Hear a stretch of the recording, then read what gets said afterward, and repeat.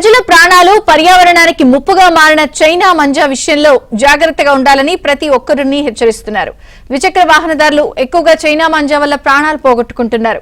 దీనిపై అవగాహన కల్పిస్తూ తెలంగాణకు చెందిన ఓ పోలీస్ అధికారి తీసిన వీడియో సోషల్ మీడియాలో వైరల్ అవుతోంది. చైనా మంజా అనేది దారం కాదని పదునైన కత్తి లాంటిదని అన్నారు. చైనా మంజా ఎంతటి ప్రమాదకరమో ప్రాక్టికల్ గా చూపించారు. అందరికి నమస్తే. సంక్రాంతి సీజన్ మొదలైంది కదా, కైట్స్ ఫ్లై చేయడం స్టార్ట్ చేశారా? పండగంటే సంతోషం, కానీ మన సంతోషం వేరొకరి ప్రాణాలు తీసేలా ఉండకూడదు. ఇదంతా దేనికి? Yes, Chinese manja.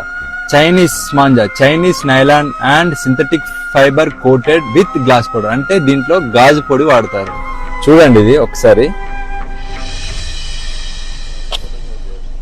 చూసారు కదా, ఇది మనం మెడకు తగిలితే ఏంటిది పరిస్థితి?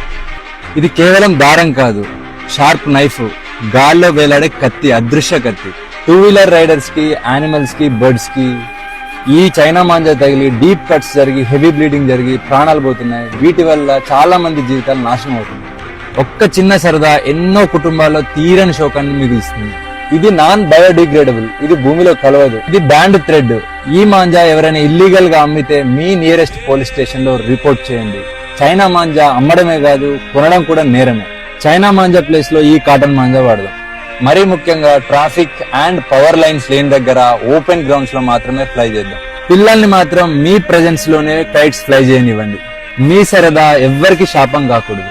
For this Sankranti, say no to China manja. Thank you. జై